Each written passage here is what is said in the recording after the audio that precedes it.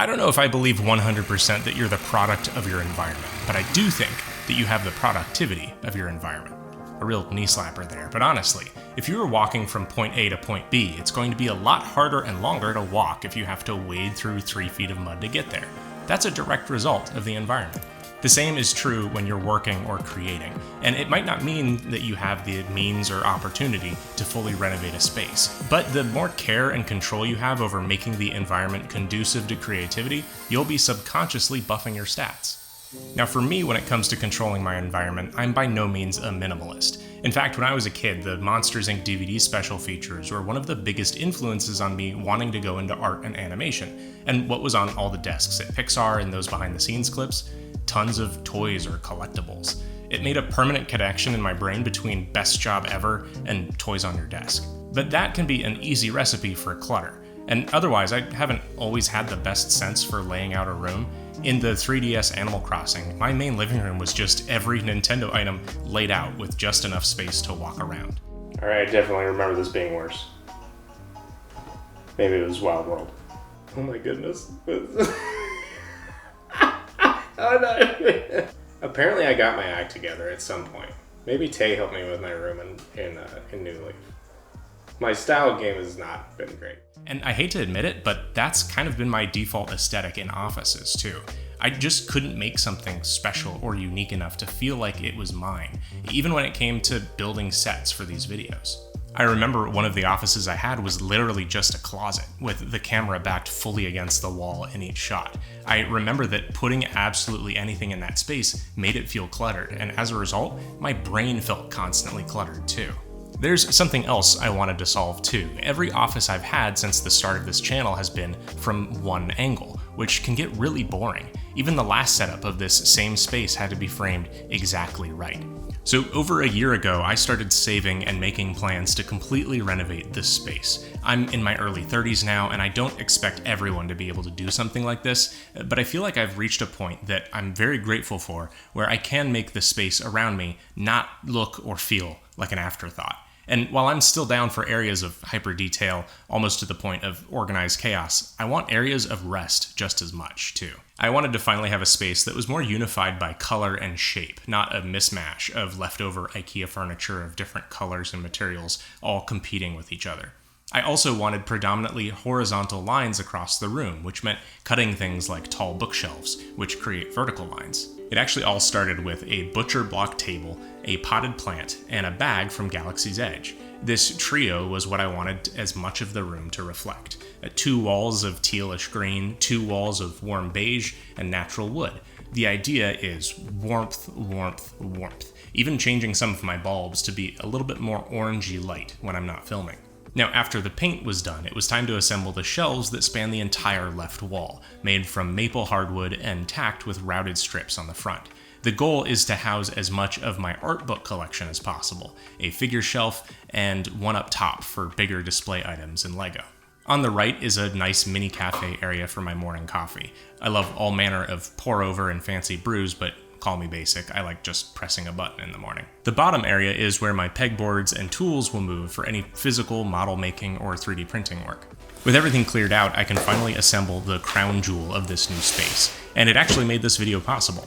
I've had a tab open with this L-shaped Fezzibo standing desk for months, waiting to save up for it. So you can imagine my glee when they reached out offering to sponsor this video. I really don't take on sponsorships unless they are just that ideal. Assembly probably took me less than 2 hours on and off. I made one assembly mistake, which is typical for me. I always need to put at least one thing on backwards per piece of furniture. But the instructions were easier to follow than your standard IKEA instructions. And when everything was done, this puppy is solid. An included strip of LED lights is a perfect way to warm this space up some more. And not only is there a second tier for my computer and second monitor, there's hideaway storage and drawers, which absolutely helps free up the clutter problem that I was having, and keeps this space completely clean. Love it. Fezzibo's got a link for their Black Friday sale, which you can find in the description, and as a thanks for your time talking about them in this video, they're giving you the coupon code Brookes to save $27 on your order. As part of the last few touches on this space before I show you the final result, it was also time to let go of the gray shiplap backdrop of the hexagons. It's just not it anymore. No room for gray. in this room. The hexagons now match the wall color, and a few characters were retired for some newer or updated ones. Honestly, I've barely put the finishing touches on this space, with quite a few things that aren't final yet. You might notice that the lighting isn't quite fine-tuned for video like my usual layouts.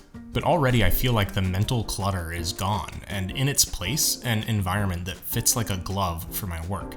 It may not be the exact studio that you or someone else would choose, but for me, and the amount of different things I'm trying to accomplish, this is near perfect. For the first time, I have a few area rugs, and to aid with the modularity of this office, 2 other standing desk style tables, including one meant to hold my 3D printers, are on wheels and able to move around the room. On my desk, there's the Rode NT1 for all my audio recording, a soundproof cage that helps dampen any reverb, and a pair of Edifier R180T bookshelf speakers. IKEA had 2 great wooden material holders for my phone and headphones, which blend into the surface nicely.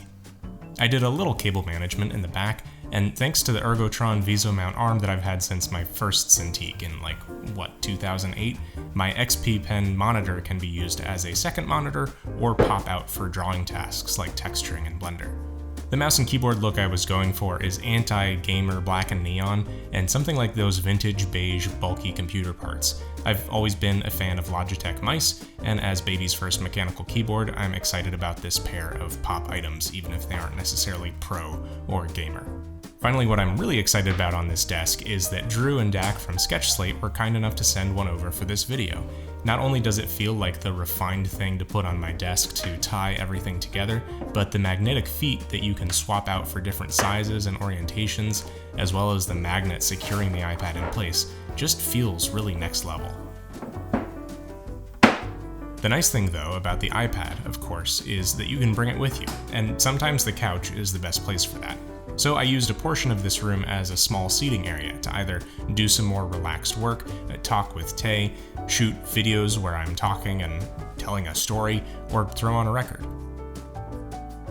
And by the way, longtime viewers of the channel know about my struggle against ADHD, and while some might find a shelf full of figures like this to be whatever detracting thing you might think up, 1, that kid watching Monsters Inc. special features, and 2, it's great to have physical reference for 2D and 3D characters where I can actually see the majority of the things that I have. Otherwise, oftentimes when not visible, I forget I have something. Oh, and while you might be excited about Lamborghinis, what I'm hyped about is all this knowledge, and I'm really happy that it all made it onto one shelf. I think the best thing, though, is that I finally have a space where I can sit the camera in the center of the room and do a full 360 without being embarrassed about how mismatched something is, or an area that's messy or not meant for the internet's eyes. I could be in this corner with, the pins, my drafting table behind my desk, basically. Or you could have your standard hexagons and workbench/shelves behind you. The hexagons don't quite light up yet. We're working on that. The other thing you could do is not look in the closet or get cozy in our seating section, I'm not sure I understand. Okay. So other than things like frames for the pictures, which I definitely need as something like a 30-year-old, I think we're pretty much done. Just don't look in the closet. Don't look in the closet. Don't look in the... Turns out it was true, there was nothing in the closet. So as someone who's watched plenty of other people's office videos for inspiration, I know what it's like to pine for a better space. And they don't help things by essentially bragging and fronting about how great their space is and how much it costs. I hope that's not the vibe you're getting from this video. My advice is that oftentimes the best way to get some focus doesn't necessarily mean overhauling everything. Some of the calmest, most focused work I've gotten done was sitting at my local library, and that's free 99. What I do hope this video encourages you to do, though, is to take stock of just how much your surroundings are affecting you. Is having a game console too close to your workspace too tempting? Does the fact your desk faces your bed make you sleepy? Does the fact your brother keeps coming in the room and snapping your laptop in half getting a little expensive? We had the absolute best Lightbox Expo last weekend. Thank you to everyone that stopped by and supported Stormfellers. Gigantic thank you to Tay, who co-ran the booth with me, and it made an absolute world of difference. And thank you also to her for all of her help getting this office ready, and to my dad for all the shelving help and tool lending. So after what's essentially been like a month straight of working, I might be just the slightest bit tired, but you can, of course, expect a trailer for Stormfellers in December, and this month may be a little something to do with the Learn Character Design course. You can grab that at learncharacterdesign.com, and you can support the channel and Stormfellers at patreon.com/bageldenizen. Thanks for watching, and have fun creating.